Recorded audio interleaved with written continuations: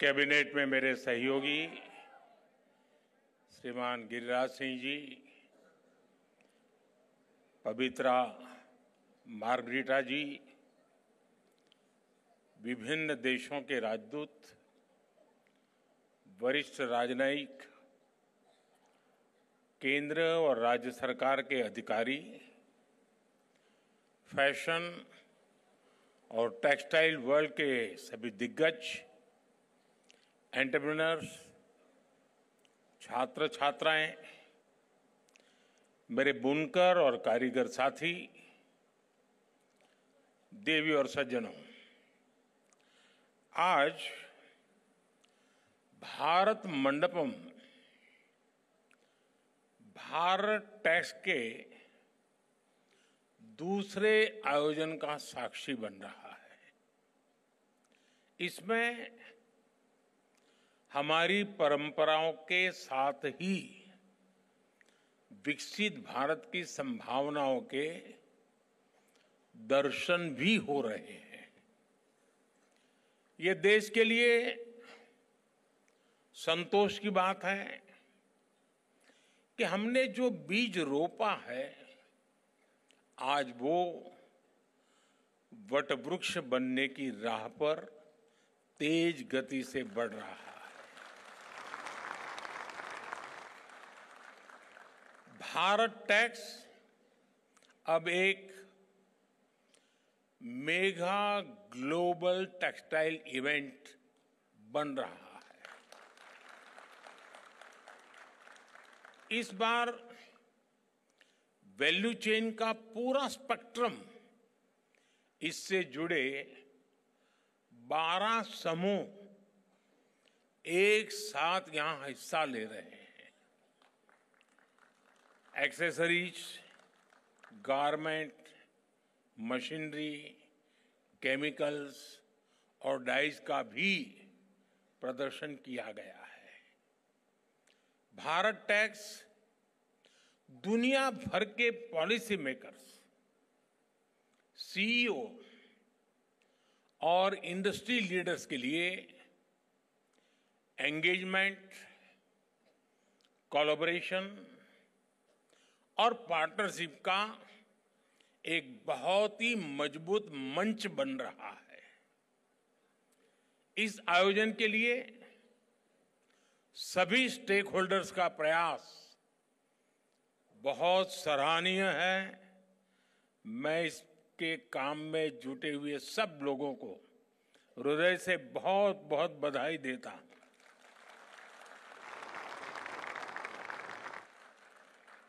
साथियों, आज भारत टैक्स में 120 से ज्यादा देश हिस्सा ले रहे हैं। जैसे गिरिराज जी ने बताया, 126 कंट्रीज, यानी यहां आने वाले हर एंटरप्रेन्योर्स को 120 देशों का एक्सपोजर मिल रहा है। उन्हें अपने बिजनेस को लोकल से ग्लोबल बनाने का अवसर मिल रहा है। जो एंटरप्रेन्योर्स नए बाजारों की तलाश में हैं, उन्हें यहां विभिन्न देशों की कल्चरल नीड्स की जानकारी मिल रही है। थोड़ी देर पहले मैं प्रदर्शनी में लगे स्टॉल्स को देख रहा था। ज्यादा तो नहीं देख पाया। अगर पूरा देखता तो शायद मुझे 2 दिन लगते,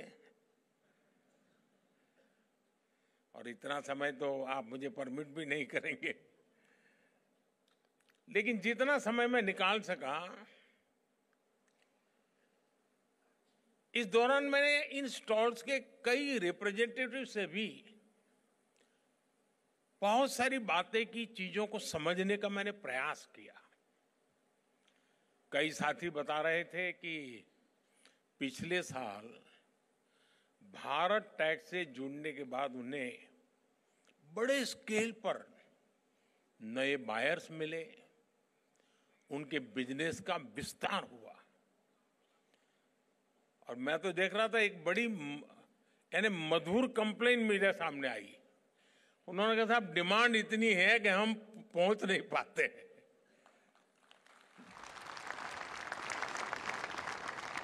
और कुछ साथियों ने मुझे कहा कि साहब एक फैक्ट्री लगानी है तो एवरेज हमें 70-75 करोड़ रुपया खर्च लगता है और 2000 लोगों को काम देते हैं। मैं बैंकिंग क्षेत्र के लोगों को सबसे पहले कहूंगा कि इन सब की क्या मांग है, प्रायोरिटी समझो और दो।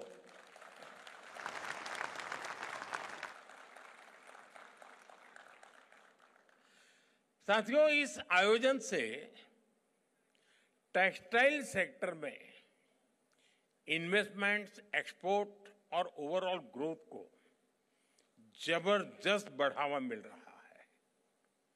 साथियों, भारत टैक्स के इस आयोजन में हमारे परिधानों के जरिए भारत की सांस्कृतिक विविधता के भी दर्शन होते हैं। पूरब से पश्चिम, उत्तर से दक्षिण, हमारे यहां कितने तरह के पारंपरिक परिधान हैं। एक एक परिधान के कितने कितने प्रकार हैं। लखनवी चिकन, राजस्थान और गुजरात की बांधनी, गुजरात का पटोला और मेरी काशी का बनारसी सिल्क,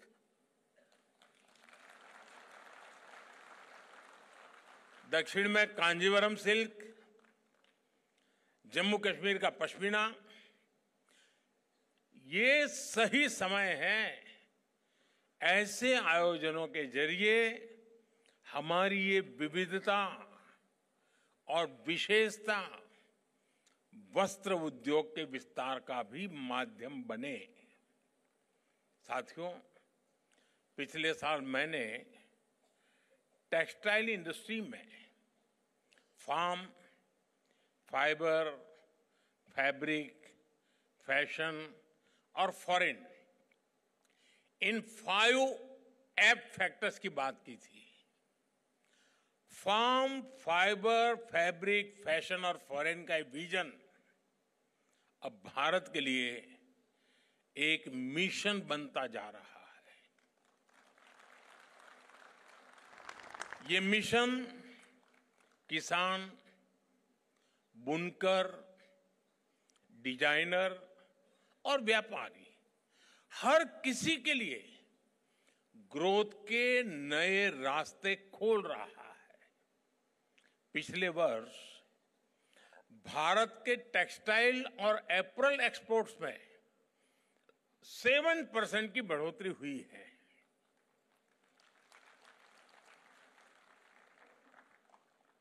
अब आप 7% में ताली बजाओगे तो मेरा होगा क्या?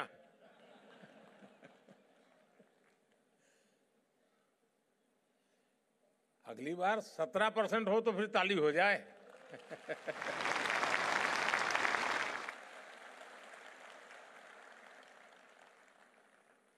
आज हम दुनिया के छठे सबसे बड़े टेक्सटाइल और एपरल्स एक्सपोर्टर है। हमारा टेक्सटाइल निर्यात 3 लाख करोड़ रुपए तक पहुंच चुका है। अब हमारा लक्ष्य है 2030 तक हम इसे 9 लाख करोड़ रुपए तक लेकर जाएंगे। मैं भले बोलता यहां हूं ये 2030 की बात, लेकिन आज जो मैंने वहां जो मिजाज देखा है तो मुझे लगता है कि शायद आप ये मेरा आंकड़ा गलत सिद्ध कर देंगे और 2030 के पहले ही काम पूरा कर देंगे। साथियों, इस सफलता के पीछे पूरे 1 दशक की मेहनत है। 1 दशक की कंसिस्टेंट पॉलिसी है। इसलिए पिछले 1 दशक में हमारे टेक्सटाइल सेक्टर में विदेशी निवेश 2 गुना हुआ है।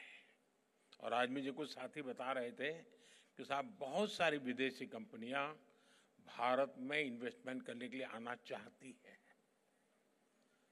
तो मैंने उनसे कहा कि देखिए, आप हमारे सबसे बड़े एम्बेसडर हैं। जब आप कहेंगे तो कोई भी बात मान लेगा, सरकार कहेगी तो वो जांच करने जाएगा, ये सही है, गलत है, ठीक है, नहीं है। लेकिन अगर उसी फील्ड का व्यापारी जब कहता है तो मान लेता है, हाँ यार मौका है, चलो। साथियों, आप सब जानते हैं टेक्सटाइल देश में सबसे ज्यादा रोजगार के अवसर देने वाली इंडस्ट्री में से एक महत्वपूर्ण इंडस्ट्री है। भारत की मैन्युफैक्चरिंग में ये सेक्टर 11% का योगदान दे रहा है। और इस बार आपने बजट में देखा होगा, हमने मिशन मैन्युफैक्चरिंग पर बल दिया है। उसमें आप सब भी आ जाते हैं। इसलिए जब इस सेक्टर में निवेश आ रहा है, ग्रोथ हो रही है, तो उसका फायदा करोड़ों टेक्सटाइल वर्कर्स को मिल रहा है। साथियों, भारत के टेक्सटाइल सेक्टर की समस्याओं का समाधान और संभावनाओं का सृजन, ये हमारा संकल्प है। इसके लिए हम दूरदर्शी और लॉन्ग टर्म आइडियाज पर काम कर रहे हैं। हमारे इन प्रयासों की झलक इस बार के बजट में भी दिखती है।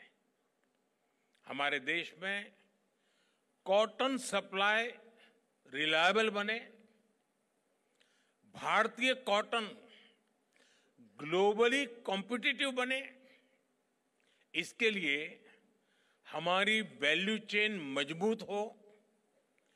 इंडस्ट्री की ऐसी सभी जरूरतों को ध्यान में रखते हुए हमने मिशन फॉर कॉटन प्रोडक्टिविटी का एक ऐलान किया है। हमारा फोकस टेक्निकल टेक्सटाइल जैसे सनराइज सेक्टर्स पर भी है। और मुझे याद है, मैं जब गुजरात में था, मुख्यमंत्री के नाते मुझे सेवा करने का अवसर मिला था, तो आपके टेक्सटाइल वालों से मेरा मिलना जुलना होता था। और उस समय जब मैं उनको टेक्निकल टेक्सटाइल की बातें करता था, तो मुझे पूछते थे आप क्या चाहते हैं। आज मुझे खुशी है कि भारत इसमें अपनी पहचान बना रहा है।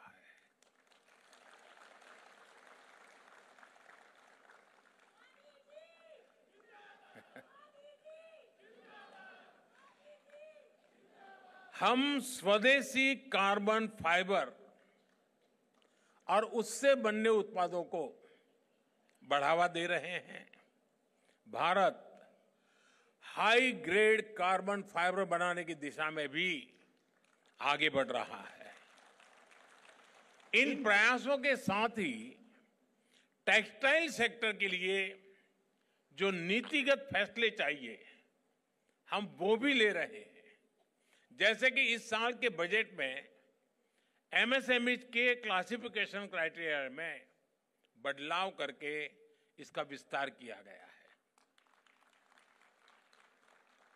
साथ ही क्रेडिट अवेलेबिलिटी बढ़ाई गई है। हमारा टेक्सटाइल सेक्टर, जिसमें 80% योगदान हमारे एमएसएमईज का ही है, उसको इसका बहुत बड़ा लाभ मिलने वाला है।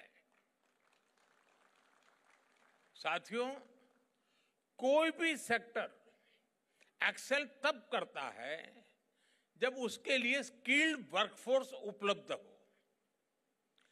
वस्त्र उद्योग में तो सबसे बड़ा रोल ही स्किल्ड यानी हुनर का होता है।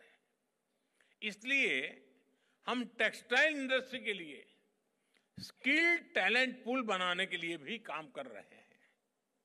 हमारे national centres of excellence for skilling इस दिशा में बड़ी भूमिका निभा रहे हैं। वैल्यू चेन के लिए जो स्किल्स चाहिए, उसमें हमें समर्थ योजना से मदद मिल रही है। और मैं आज समर्थ से ट्रेन हुई कई बहनों से के साथ बात कर रहा था, और उन्होंने जो 5 साल, 7 साल, 10 साल में जो प्रगति की है, यानी गर्व से मन भर गया मेरा सुन करके।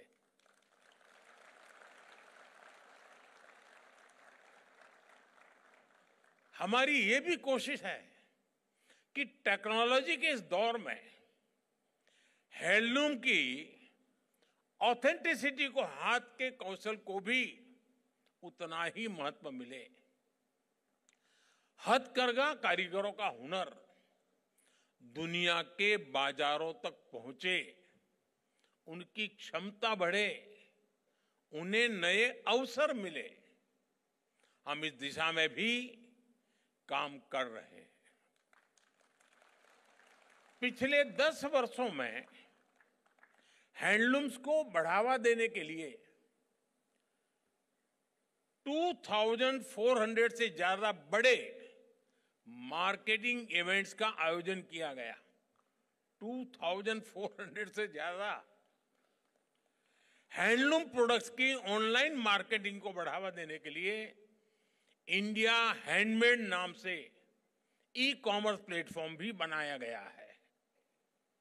इस पर हजारों हैंडलूम ब्रांड रजिस्टर भी कर चुके हैं। हैंडलूम प्रोडक्ट्स की जीआई टैगिंग, इसका भी बहुत बड़ा लाभ इन ब्रांड्स को हो रहा है।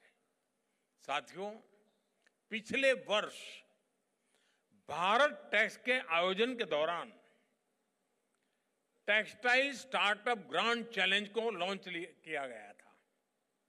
उसमें युवाओं से टेक्सटाइल सेक्टर के लिए इनोवेटिव सस्टेनेबल सॉल्यूशंस मांगे गए थे।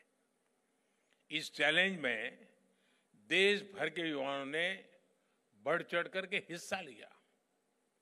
इस चैलेंज के विजेता युवाओं को यहां इनवाइट भी किया गया है। वो यहां हमारे बीच में बैठे भी हैं। आज यहां ऐसे स्टार्टअप्स को भी बुलाया गया है जो इन युवाओं को आगे बढ़ाना चाहेंगे।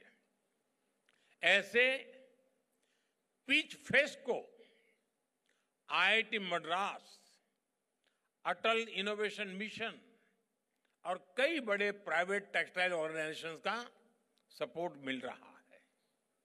इससे देश में स्टार्टअप कल्चर को बढ़ावा मिलेगा। मैं चाहूंगा हमारे युवा नए टेक्नो टेक्सटाइल स्टार्टअप लेकर आए, नए आइडियाज पर काम करें। एक सुझाव हमारी इंडस्ट्री को भी है। हमारी टेक्सटाइल इंडस्ट्री भी आईआईटी जैसे इंस्टीट्यूट्स के साथ नए टूल्स डेवलप करने के लिए कोलैबोरेट कर सकती है। आजकल हम सोशल मीडिया और ट्रेंड्स में देख रहे हैं, नई पीढ़ी अब आधुनिकता के साथ साथ पारंपरिक परिधानों को भी पसंद कर रही है। इसलिए आज ट्रेडिशन और इनोवेशन के फ्यूजन का महत्व भी काफी बढ़ गया है। हमें ऐसे पारंपरिक परिधानों से इंस्पायर्ड ऐसे प्रोडक्ट्स लॉन्च करने चाहिए जो न केवल भारत में बल्कि पूरी दुनिया में नई पीढ़ी को आकर्षित करे। एक और अहम विषय टेक्नोलॉजी की बढ़ती भूमिका का भी है। नए ट्रेंड डिस्कवर करने में, नए स्टाइल्स क्रिएट करने में अब एआई जैसी टेक्नोलॉजी की भूमिका लगातार बढ़ती जा रही है। अभी जब मैं निफ्ट के स्टॉल पर गया तो वो मुझे बता रहे थे कि हम एआई के माध्यम से 2026 का ट्रेंड क्या होगा, हम उसको अब प्रमोट कर रहे हैं। वरना पहले दुनिया के और देश ही हम कहते थे काला पहनो, हम पहन लेते थे। अब हम दुनिया को कहेंगे क्या पहनना है।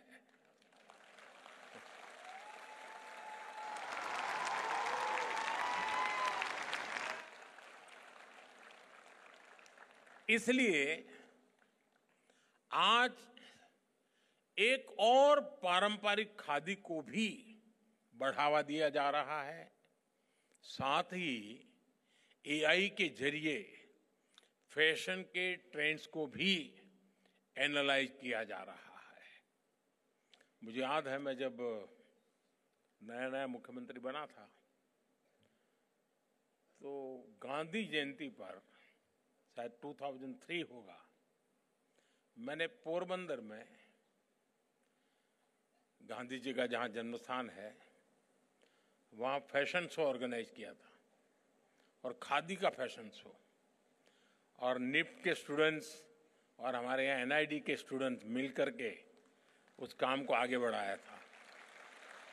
और वैष्णव भजन तो तेनेरे कहिए, वो बैकग्राउंड म्यूजिक के साथ वो फैशन शो हुआ था। और उस समय विनोबा जी के कुछ अनन्य साथी जो थे उनको मैंने इनवाइट किया था,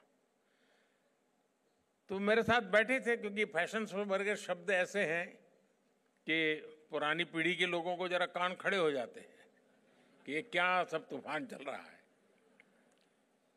लेकिन मैंने उनसे बड़ा आग्रह किया, उनको मैंने बुलाया, वो आए, और बाद में उन्होंने मुझे कहा कि खादी को अगर हमें पॉपुलर करना है तो यही रास्ता है। और मैं बताता हूं, आज खादी जिस प्रकार से प्रगति कर रही है और दुनिया के लोगों का आकर्षण का कारण बन रही है, हमने इसको और बढ़ावा देना चाहिए। और पहले जब आजादी का आंदोलन चला तब खादी फॉर नेशन था, अब खादी फॉर फैशन होना चाहिए।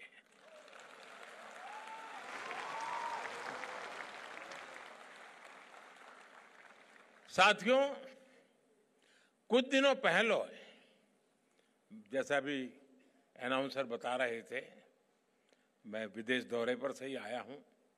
मैं पेरिस में था, और पेरिस तो फैशन कैपिटल के ऑफ वर्ल्ड कहा जाता है।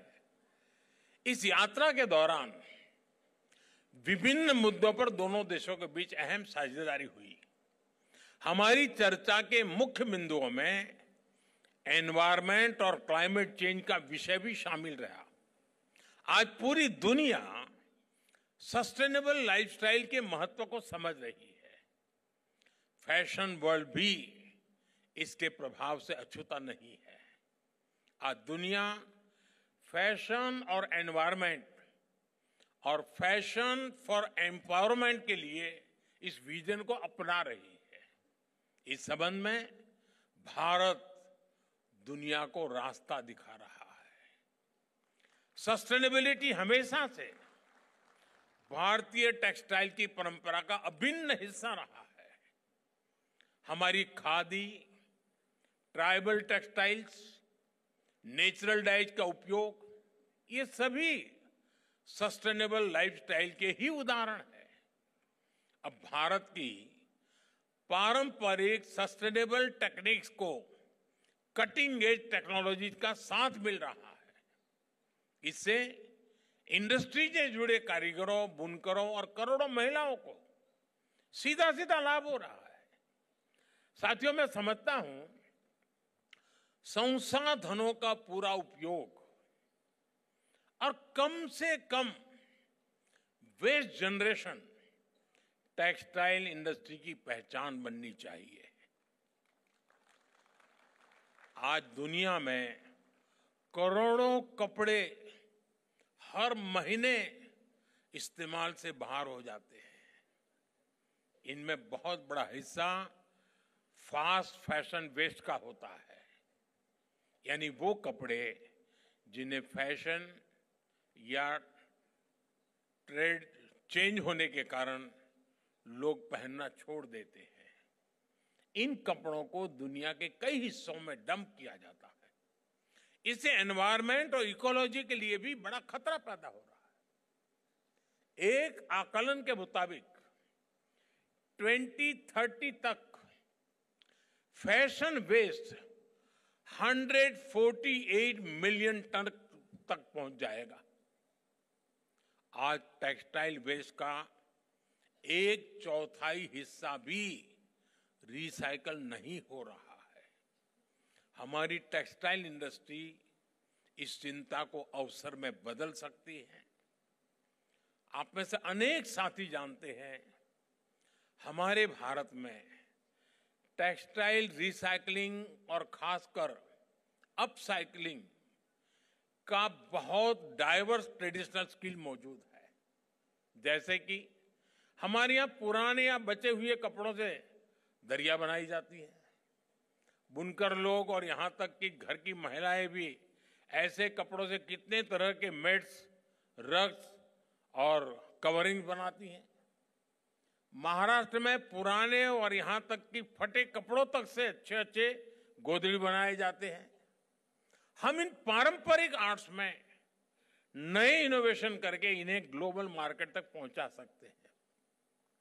टेक्सटाइल मिनिस्ट्री ने अपसाइक्लिंग को प्रमोट करने के लिए standing conference of public enterprise और ई मार्केट प्लेस के साथ एमओयू भी साइन किया है। देश के कई अपसाइक्लर्स ने इसमें रजिस्टर भी किया है। नवी मुंबई और बेंगलुरु जैसे शहरों में टेक्सटाइल वेस्ट के डोर टू डोर कलेक्शन के लिए पायलट प्रोजेक्ट भी चलाए जा रहे हैं। मैं चाहूंगा हमारे स्टार्टअप्स इन प्रयासों से जुड़े, इन अवसरों को एक्सप्लोर करें और अर्ली स्टेप लेकर इतने बड़े ग्लोबल मार्केट में लीड लें। अगले कुछ वर्षों में भारत की टेक्सटाइल रिसाइकलिंग मार्केट $400 मिलियन तक पहुंचने की संभावना है, जबकि ग्लोबल रिसाइकल टेक्सटाइल मार्केट करीब $7.5 बिलियन तक पहुंचने का अनुमान है। अगर हम सही दिशा में आगे बढ़ें तो भारत इसमें और बड़ा शेयर हासिल कर सकता है।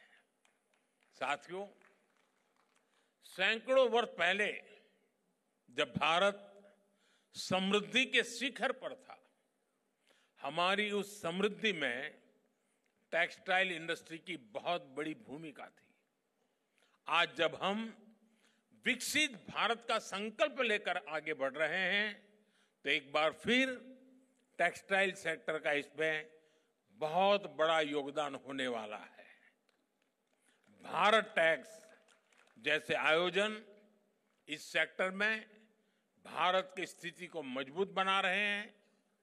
मुझे विश्वास है ये आयोजन इसी तरह हर वर्ष सफलता के नए कीर्तिमान गढ़ेगा, नई ऊंचाइयों को छुएगा। मैं एक बार फिर इस आयोजन के लिए आप सभी को बहुत बहुत बधाई देता हूं। बहुत बहुत धन्यवाद। नमस्कार।